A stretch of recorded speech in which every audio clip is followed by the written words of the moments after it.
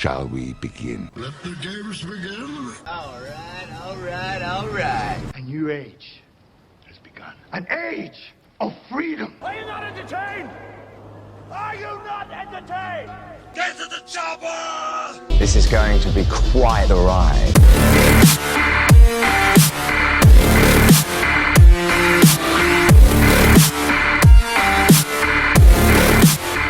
And hello, everybody, and welcome to the Movie Pit Podcast. I am your host, Christian. Thank you very much for joining me on the podcast this week. This is, again, the Movie Pit Podcast, where we talk about all of the big movie news items of the week. We talk about the big trailers that came out this week. And this is usually the part where I would say we talk about the movies coming out in theaters, but obviously that is no longer the case because of COVID. So we're going to dive right into the news this week because we got quite a few to get to. But before we start all that, I do want to mention that unfortunately we lost a legendary actress. Legendary. I am happy to use that word. People have been using that word since she passed, but for all intents and purposes, she also is a legend in my book. That is Cloris Leachman. She has sadly passed away this week.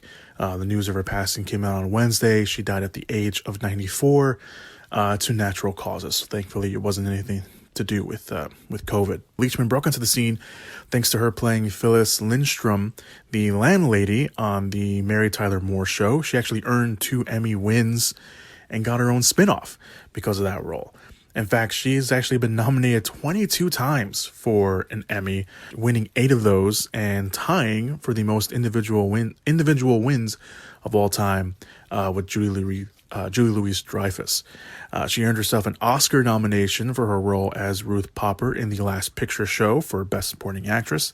Leachman also would go on to work with Mel Brooks on multiple films, of course, the 2 big ones being The History of the World and Young Frankenstein, also starring in a bunch of other films, Butch Cassidy and the Sundance Kid, amongst many others. She was the voice, the last thing that I saw her in, or not even saw her in, she was the voice of grandmother in The Croods 2.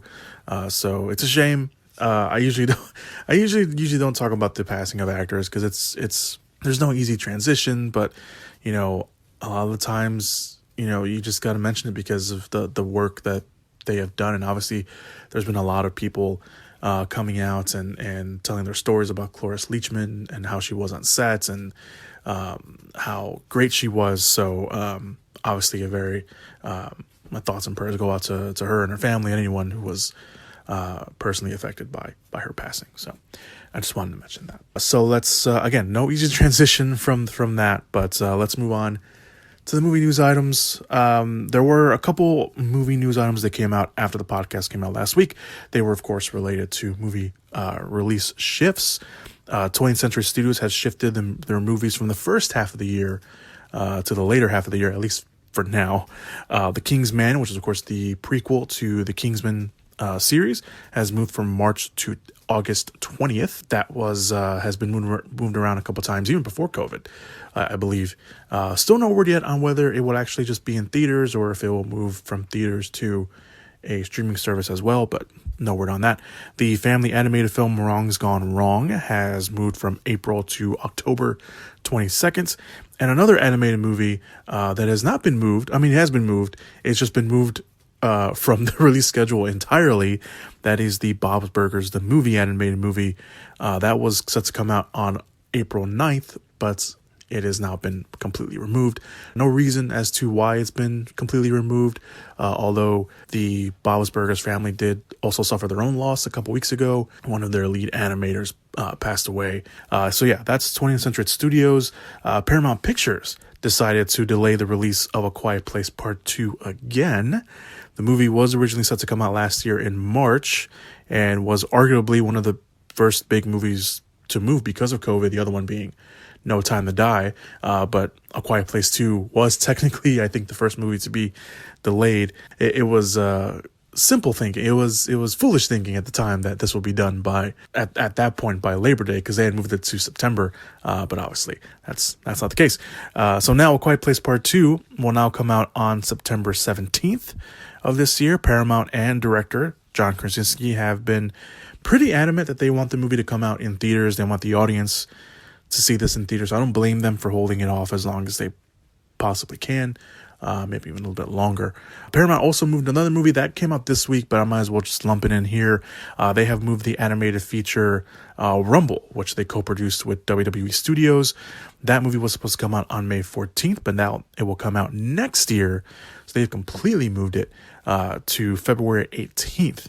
That movie is set in the world where monsters or monster wrestling is a global sport, where monsters are the superstar athletes. So that will come out entirely next year. So there you go. We have a couple other release date shifts, but we'll talk about that on the big movie news item, or at least in the movie news items for this week, because I have a structure. I have to keep to my structure, and the next bit we're going to talk about is trailer talk, and that is, of course, the big trailer. It's finally here, guys. The first trailer for Godzilla vs. Kong was released this week. It was released on Sunday, and it showed Godzilla and Kong just messing each other up. So plot details are still a little bit iffy, but it looks like Kong has a connection with an orphan girl named Gia or Jai. I don't know how they're pronouncing it. They don't say it in the trailer, but that is the character's name. And will do whatever it takes to protect her. In the meantime, Godzilla is apparently destroying anything in his way without reason. And it looks like it leads the two fighting at some point. There's a lot of speculation as to why Godzilla is destroying everything. Of course, if you've been following the trend of everything, you kind of know what's going on. So some of the speculation is that he's being brainwashed. Some of it is that it's not even Godzilla, or at least some of it isn't Godzilla. Maybe it's Mecha Godzilla with a Godzilla flesh suit underneath. That, I know that sounds weird. Or as the trailer suggests, or maybe it's a combination of things as the trailer suggests. If you remember, there's a post-credit scene at the end of Kong Skull Island that Kong and Godzilla have fought before, and apparently they are the last two standing. Going off that, and then going off what's said in the trailer for this. So who knows what's going on? Remember, it's a combination of everything. Maybe Kong fights Mecha Godzilla in disguise of Godzilla at one point, and then Godzilla comes around, and then Kong, just seeing Godzilla, just fights him, and then we get that fight. I don't know. We don't know. Mecha Godzilla is in the trailer. They tried to really hide it, but people have been very people just like to dissect all these trailers. If you want to catch Mecha Godzilla, you can catch him at the very beginning of the trailer where there's a city being destroyed. He's kind of in the dust cloud a little bit. It does look like there's some metal there. There's also a character within the standing in front of a screen that looks like there's probably Mecha Godzilla in the background. Who knows? But there's a lot of speculation as to why. There's also speculation that maybe the Ghidorah head that's at the end credits of Godzilla King of the Monsters plays a role. And maybe brainwashing Godzilla, who knows? Obviously, we'll have to wait and see, but trailer itself is freaking awesome. I think I watched it like 3-4 times when it came out. That's how good it is. It knows exactly what it is. And people are complaining about the song choice. And this movie knows exactly what it is. It knows who it's catering to. The song choice was fine. It's whatever. It's fine. You're just being nitpicky for no damn reason. So the movie itself is directed by Adam Wingard. He has directed movies like You're Next, The Guest, Blair Witch movie that came out a couple years ago, Netflix's adaptation of Death Note. While cast-wise, Zizi Zhang, Kyle Chandler, and Millie Bobby Brown will all return as their characters from Godzilla, King of the Monsters. It looks like they're all doing their own thing. Chandler looks like he's working with Monarch, or maybe an offset of a Monarch or something. We don't know. He's actually the one in the trailer that says, Godzilla's attacking everything. We don't know why. Millie Bobby Brown's character is traveling around thinking that also Godzilla she's trying to figure out why Godzilla is acting the way he is. Looks like she's teaming up with Julian Dennison and Brian Tyree Henry, who Brian Tyree Henry is the guy that says that I think something is wrong with Godzilla. Something's making him do all these things as well. So there is that. We don't see Zhang in the trailer, but she is in the cast credits. So she will be coming back in some way, shape, or form. But she's not in the trailer. Other new cast members include Alexander Skarsgård and Rebecca Hall. It looks like they have a connection with the girl in some way. Isa Gonzalez is also in there. We get a few shots of her, like I think literally just 2 shots of her in the trailer. It looks like she's working with Skarsgård and Hall. Damian Bashir is also in the movie. It looks like he's playing like a businessman. It looks like maybe playing one of the bad guys, the human bad guys anyway, in the movie. Lance Reddick is also in the movie. He's not in the trailer, but he is in the movie, also in the cast credits, it looks like he's playing the new Monarch director. So he's there as well. Godzilla vs. Kong will come out simultaneously in theaters and HBO Max on March 31st. So they made this big deal about moving it up, and they moved it to the 26th of March. And then a few days after the trailer came out, they're like, we're going to make you guys wait a little longer. We're going to release the movie on March 31st. So Godzilla vs. Kong has also moved. Only not that long, but it's still much longer wait now because after that trailer. I'm excited, guys. I am. I know a lot of people are very have their feelings about the Godzilla movies, have their feelings about King Kong movie, but seeing these two in today's modern technology, in today's world, fighting it out, I'm excited.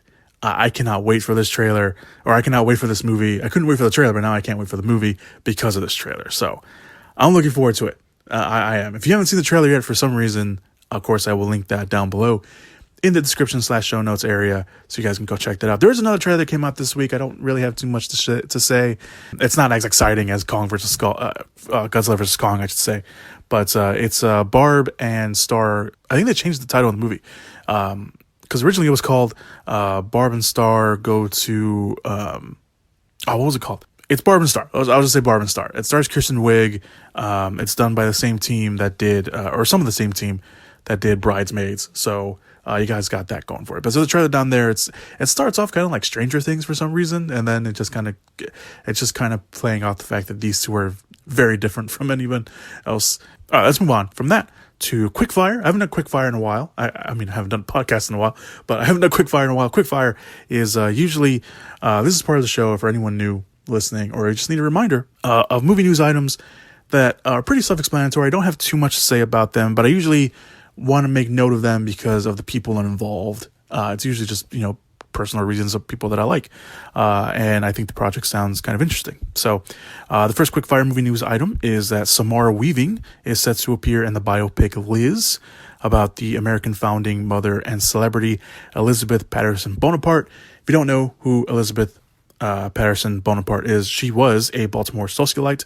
Bonaparte was the daughter of a city merchant and the first wife of Jerome Bonaparte, Napoleon's youngest brother, whom she first met in 1803. The movie will depict her rise in Americans' social scene and the strength of her celebrity and wit during Thomas Jefferson's presidency. So there's that. A24 has lended the world rights to the ghost story The Eternal Daughter, starring Tilda Swinton. The movie has already been shot. It was shot during lockdown in Wales, apparently, with Swinton and director Joanna Hogg. The two recently worked together on The Souvenir and the upcoming The Souvenir Part 2. The mystery drama tells the story of a middle-aged daughter and her elderly mother who must confront long-buried secrets when they return to their former family home, a once grand manor that has become a nearly vacant hotel brimming with mystery. On top of all this, Martin Scorsese is an executive producer. So there you go. Tilda Swinton in the ghost story. I'm there. And finally, the last quickfire movie news item is an interesting pairing. An interesting pairing for Netflix is coming up with their upcoming heist movie titled The Formula. The pairing is of John Boyega and Robert De Niro. Gerald McMurray will write, produce, and direct the movie, where Boyega will play a Formula One racing prodigy who is forced to become a getaway driver to save the only family he has left. No word yet on who De Niro will play. Maybe he's playing the villain, maybe he's playing a mentor, who knows, but he's in the movie as well. This is pretty cool. This is a very interesting pairing. Gerald McMurray directed The First Purge. He also directed Netflix's Burning Sands. Burning Sands, apparently, I forgot about this. Burning Sands was Netflix's one of their original and first originally produced movies that they did. So he's coming kind of a nice little coming home present for Netflix and McMurray. I think that's pretty cool. And finally, this is the last bit of quickfire news. Zach Braff and Gabrielle Union have been cast in the upcoming Disney Plus remake of Cheaper by the Dozen. The movie will center on a multiracial blended family of 12 navigating a hectic home life and their family business. Kenyon Barris, best known for creating the TV series Blackish, co-wrote the script and will produce the movie, while Gail Lerner, who has worked with Barris on Blackish, will be taking over directing duties on the remake. The original Cheaper by the Dozen was released back in the 50s, which was unbeknownst to me, I actually have never known this, was based on the autobiographical book by Frank Bunker Gilthred Jr. and Ernestine Gilthred Carey. Some people are probably more familiar, like myself, are more familiar with the Steve Martin and Bonnie Hunt led movies that also had co-stars like Hilary Duff and Alison Stoner and Ashton Kutcher. I think Tom Welling was also in one of them. The remake will debut on the streaming service sometime next year. All right, so let's move on to the big movie news items of the week. And of course, like every week probably, we're going to be talking about some release date shifts. So the first new, this isn't necessarily a release date. This is a release date shift. This is actually a release date in general. James Wan's new movie Malignant has finally gotten a release date for September 10th. The horror movie had not been given a release date despite giving us a glimpse of the movie in the HBO Supermax trailer they released. They actually released another one with some brand new footage of other movies. It's the same shot, though, of Malignant. It's Annabelle Wallis, who actually was in not James Wan directed, but James Wan produced Annabelle. So Annabelle Wallis is in there. It looks like she's laying in bed, and there's like this weird like creature behind her. Not necessarily like a creature, but like a figure, and like this weird like kind of other world behind her.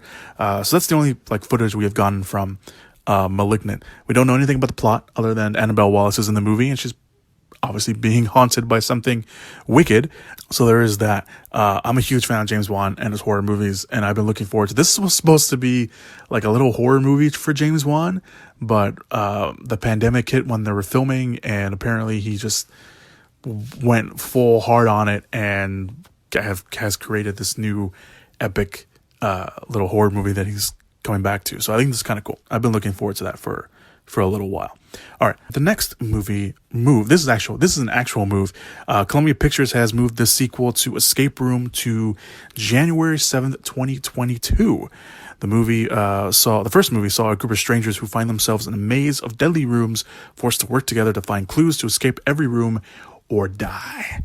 Logan Miller and Taylor Russell will return from the first movie. That should probably give you a hint on what their characters' fate are. They will be joined by Isabel Furman from the movie Orphan and the first Hunger Games movie, Holland Roden from the TV series Teen Wolf. She was also in season 4 of Channel Zero. I forgot which season she was in. India Moore from the FX series Pose and Netflix's A Babysitter's Guide to Monster Hunting. Thomas I'm going to butcher his last name. Cocurlio? That's not even close to how you say his last name. He was in the TV series The 100, and newcomer Carlito Olivero are all part of the cast. Adam Robitel will return to direct the movie. I liked the first Escape Room until the very end. I felt like the very end killed every bit of momentum that I liked about the movie. It'd been a while since I have seen an ending to a movie that killed everything I liked about the movie at first. And I wasn't even looking forward to Escape Room, and I went to go watch it. I really enjoyed myself until the ending. So I don't know what they have plans for the sequel, but there you go. We'll have to wait for it next year anyway. Warner Brothers' biopic about Elvis Presley has also been moved to next year, from this year to next year. Originally, it was set for November. It will now come out on June 3rd, 2022. Baz Luhrmann is directing the movie, which was co-written by him and Craig Pierce, and also has Austin Butler from, the only things I've known from are The Dead Don't Die and Once Upon a Time in Hollywood. He plays one of the Manson followers at the end of the movie. Apparently, he was also on a lot of TV shows, one of them being The Carrie Diaries, from my quick search about him. He's playing Elvis, while Tom Hanks is playing the enigmatic manager Colonel Tom Parker. The movie is said to be capturing the complex dynamic between Parker and Elvis over the span of 20 years. The reason it's being moved, there's actually a reason for this move, not just because of the pandemic. It's because production is still going on in Australia. Sources say the film has another 5 weeks of material left to shoot, so it wouldn't have been completed in time for its original release date.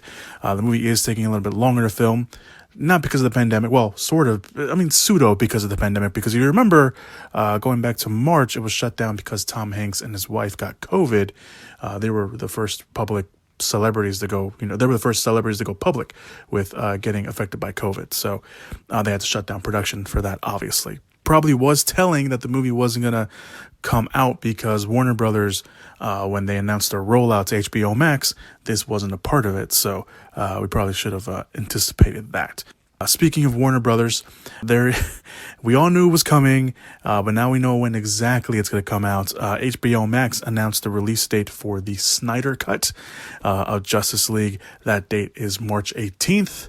I'm pretty sure that's all I have to say for everyone to be excited again, so there you go. So moving on, Luke Evans has joined the live-action Pinocchio adaptation for Disney, directed by Robert Zemeckis and already starring Tom Hanks as Geppetto. Evans will play the villain of the movie, the Coachman. The movie will be exclusively on Disney Plus, with the script being written by Zemeckis, co-written by Zemeckis and Chris Weitz, who did the adaptation of Cinderella for Disney. So there's a little bit of home there for him. Evans is also returning to play a villain, a Disney villain, because he had already played Gaston in the live-action Beauty and the Beast. So there is that. As for the character of the Coachman, if you need a reminder, like I did, because I have not watched Pinocchio in quite some time, the character is the one who picks up delinquent children and ferries them to Pleasure Island to be transformed into donkeys and sold off into servitude.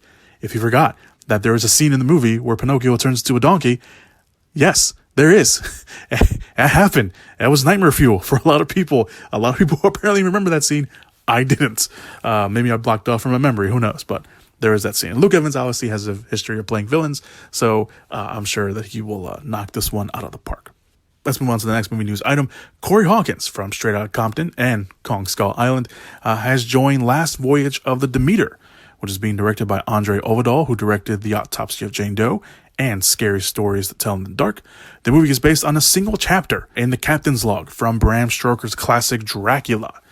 The chapter, I should say, tells the story of the Russian ship, the Demeter, which was tasked to carry a private cargo, 24 unmarked wooden crates, to London. The movie will detail the strange events that befell the doomed crew as they attempt to survive the ocean voyage, stalked each night by a terrifying presence on board the ship. When it finally arrived near Whitby Harbor, it was empty, and there was no signs or traces of the crew. That should give you a very idea on what we should expect when the movie finally comes out. The movie has actually been in the works since 2002. They've been trying to get this thing off the ground for years. I believe the last thing we actually found out about the movie was that Andre Ovidal was going to direct, and I think that was like early last year, maybe 2 years ago, probably. At least 2 years ago, for sure. So this movie's been in the works for a while. I think at one point, I think it was Stephen Norrington. Is that his name? The director of The Crow. He was attached at one point to direct this. I believe the director of Wanted, the James McAvoy, Angelina Jolie movie, Timur, I always mispronounce his last name, Bekatimenov or something like that. He was supposed to direct this at one point as well. I think someone else was at one point attached to this. But yeah, they've been trying to get this movie off the ground for years. And it looks like it's finally happening. Corey Hawkins, but it's a good, solid choice. I don't know if he's going to be the lead of the movie or just going to be part of the ensemble. I'm assuming this movie is going to probably be an ensemble cast. But yeah, it's interesting that they're making a movie based off one chapter of a giant novel, and they're choosing this. And I think that's kind of cool. I think it's kind of cool. Let's talk about some more horror movies. Timothee Chalamet and Taylor Russell from Waves and Escape Room, and Timothee Chalamet, of course, from Little Women and Lady Bird and the upcoming Dune, are in talks to star in the new horror movie called Bones and Awe by director Luca, I always mispronounce his last name, Guadagnino.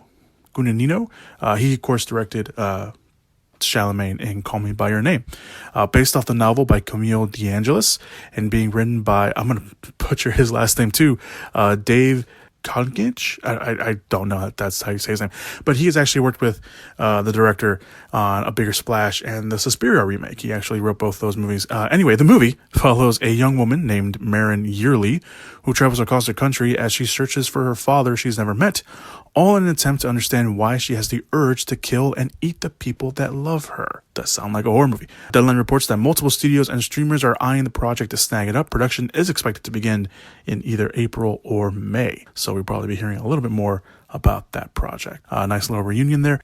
Speaking of reunions, Ethan Hawke is reuniting with Blumhouse and his Sinister director Scott Derrickson and writer C. Robert Cargill for a new horror movie titled The Black Phone. The movie is an adaptation of a short story by Joe Hill, which follows John Finney, who is locked in a basement that is stained with the blood of half a dozen murdered children. In the cellar with him is an antique telephone long since disconnected, but which rings at night with calls from the dead. The movie will also co-star Anthony Davies, with production expected to begin filming in North Carolina next month.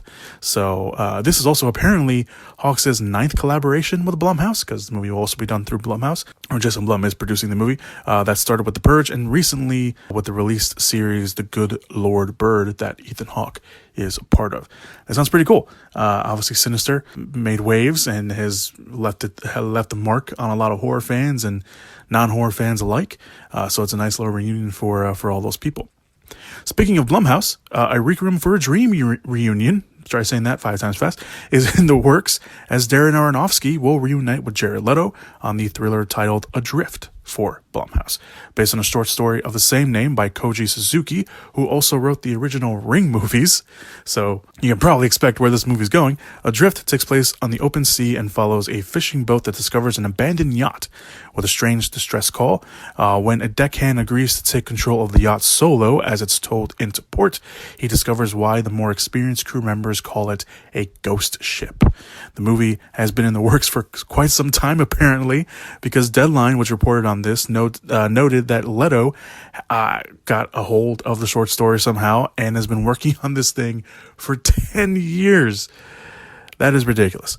Aronofsky, on top of directing, will co-write the script with Luke Dawson, who has written other horror movies like Shudder and The Lazarus Effect.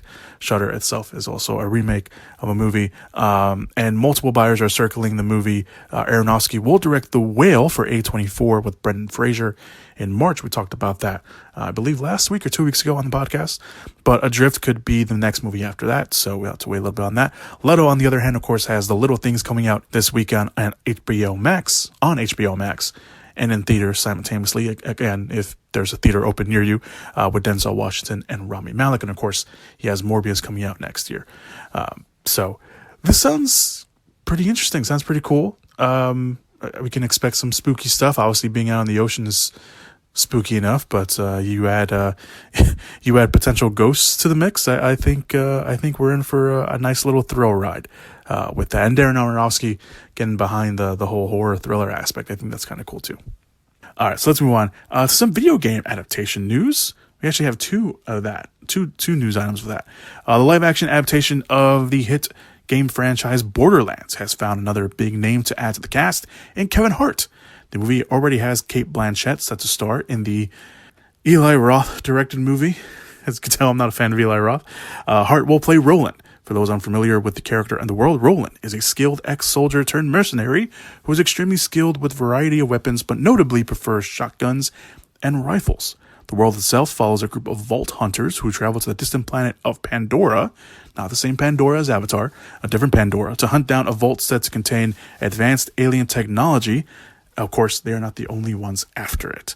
Roth has said this about Hart's casting: Borderlands is a different kind of role for him, and we are excited to thrill audiences with a side of Hart we have never seen before. End quote.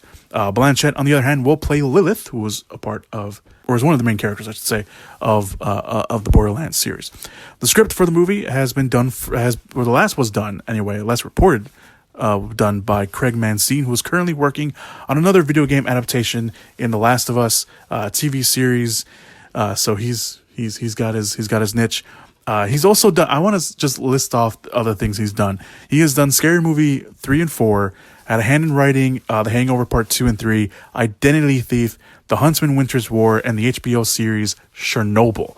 That is what is this character. That is what he's done. So that's kind of interesting. Yeah, and my mic picked up that's my cat just messing with something. I don't know what it is.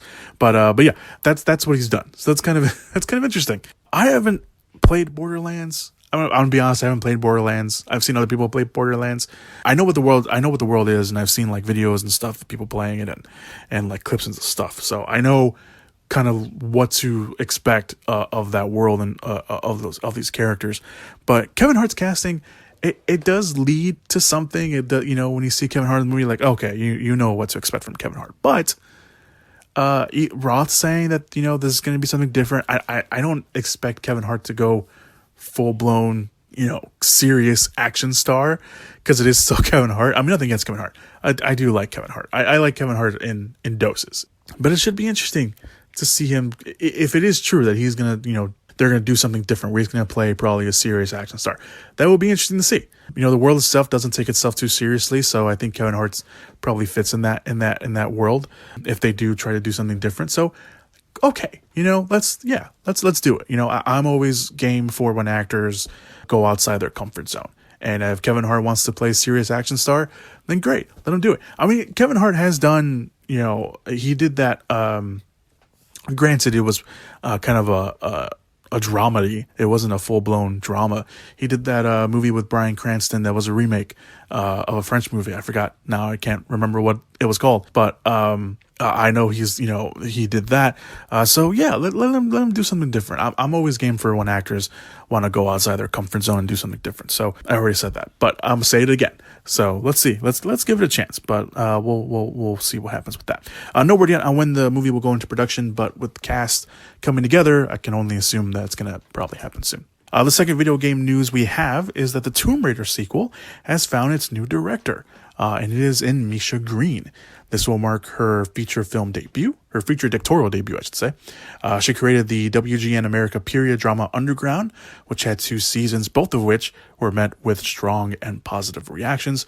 Recently, Green is a showrunner on the hit HBO series Lovecraft Country, which I'm still behind on, and she'll not only be directing the movie, but she will also be writing the movie. So this is pretty cool. This news is different from when we last heard about the movie, because when we last heard about the movie, it was back in 2019, and that Ben Wheatley, who directed movies like The Kill List, High Rise, and one of my personal favorites, Free Fire, was announced as the director at the time and was given a March 2021 release date, which obviously did not happen. Alicia Vikander, who was Lara Croft in the first movie, will return as Lara Croft in the sequel. No word yet on when the movie will go into production or what it will be about, but the first movie was pretty much based off the first rebooted, the first rebooted game series that came out a few years ago. So if they're following that logic, then maybe, just maybe, the second movie will be based off the second rebooted game, unless they want to do something different. We'll have to wait and see. Misha Green herself sounded very excited about joining the movie on her Twitter, so it looks like she's full on game for that as well. It looks like she probably was a fan of the series, so that should be pretty exciting. Yeah, this is really cool. Misha Green also, I mean, granted, there's only been 3 Lara Croft movies, 3 Tomb Raider movies. She's the first female director on them, so that should be a nice little touch. Should add something a little different to the series. But yeah, good for Misha Green and good for her. And lastly, last movie news item of the week, at least at the time of this recording, is the Spy Kids franchise is going to be relaunched because the rights have been optioned to Skydance Media. Robert Rodriguez, who wrote and directed the franchise, is coming back to redo the relaunch, which will revolve around, quote, the activities of a multicultural family. The first Spy Kids movie was a hit, making over $100 million domestically, $112 million to be more specific, if you're a numbers person, and got 3 sequels, which collectively earned $550 million at the worldwide box office. Skydance, that's a completely different studio. Skydance, by the way, is a studio behind the latter half of the Mission Impossible movies. They also have Top Gun Maverick and G.I. Joe Snake Eyes on the docket to come out. Rodriguez recently did We Can Be Heroes on Netflix, which in itself is a spin-off of his other family-friendly movie, The Adventures of Shark Boy and Llama Girl. He also has a thriller called Hypnotic with Ben Affleck at the star, and will return to the Star Wars universe to direct an episode of the Mandalorian spin-off, The Book of Boba Fett. He, of course, directed an episode of The Mandalorian, so he's coming back to direct The Book of Boba Fett, or an episode or 2. I don't know how many episodes he's doing, but he's coming back for that. So the Spy Kids relaunch, this is kind of interesting. It's interesting because they already kind of did a reboot. I think the 4th movie was supposed to be in itself a reboot of the franchise, or kind of a soft reboot of the franchise, because then I think it brought back the kids. They weren't kids anymore; they're adults. In the 4th one, I didn't watch the 4th one, but I heard that they brought them back. But I like the first Spy Kids. I like the first 2 Spy Kids movies. I haven't seen them in a while, but I do remember liking them, and I'm sure they've probably aged a little bit, but I do remember liking the first two Spy Kids movies. I know part 2 was like a real big homage to like the old like Jason and the Argonauts kind of movies, like the stop motion creatures and stuff. Like I know that was a big homage to that. The third one was fine. I thought the third one, it was like the 3D one. It was like the video game, and Sylvester Stallone was the villain in that one. But I didn't really like it. I know Elijah Wood pops up in the movie like as a kind of as a goof. It's pretty much like a goof role that he's in, but it's kind of funny. But yeah, I don't remember liking the third one at all. And I didn't, again, see the fourth one. And I don't think a lot of people like the fourth one. But there's that. But the first two were great. And I really liked the first two. And I know a lot of people were like, why is Robert Rodriguez was coming off, I think it was coming off Sin City? No, I think this is before Sin City. But I mean, you know, you think of Robert Rodriguez, you think of like, you know, all these, like, you think of Desperado, you think of Sin City, you think of Machete, and then like, yeah, Spy Kids.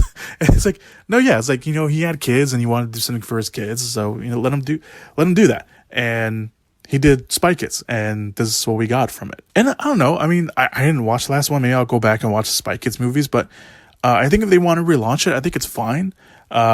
You know, you got Skydance Media behind it. I mean, we're not going to say that, you know, Spy Kids and Mission Impossible movies are going to suddenly, you know, cross over. But I think this is pretty cool that they want to relaunch the Spy Kids movies.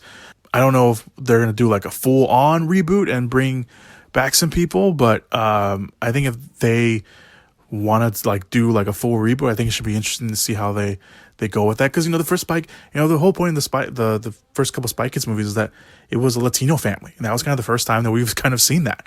So hopefully that they stick to that. I mean, it's a multicultural family, like they said. So I don't know how they're gonna play off that, but that Spy Kids movie, you look back at it, it's like it's the first Latino, like real Latino, half Latino family. You know, I think Antonio Banderas was the father, Carla Gugino was the mother. So I think I thought that was kind of cool. So we'll see what happens with the Spy Kids franchise. Robert Rodriguez is coming back, so as to write and direct. So we'll see how he handles that and how he handles his baby, pretty much, and brings it over to this new modern world, probably. But yeah, I'm for it. Why not? Let's do it. All right, everybody, that's it. That is all the movie news items that I have for you guys this week. Thank you so much for tuning in to the podcast this week. I very much appreciate it. As always, you can go down to the description/show notes area to check out all the links. If you're listening to this on YouTube and you want to take the podcast on the go, or if you're taking the podcast on the go already and want to listen to a different platform, you can. The podcast is on YouTube. It is on Apple Podcasts. It is on Stitcher. It is on Spotify. You can do all that. You can also go follow these social media accounts. Twitter, I have my personal Twitter and the Twitter for the podcast. I am trying to do more with it. I apologize for that. There's also the Instagram down there. The WordPress is still in limbo right now. There is that down there, so you can follow as well. So thank you guys so much for listening to the podcast this week. I very much appreciate it. Remember to be safe, have a good weekend, wear your mask, wash your hands, socially distance, be good people, don't be stupid, don't make stupid decisions, and as always, go watch some movies. Whoop whoop! Yeah! Give it up! Movie!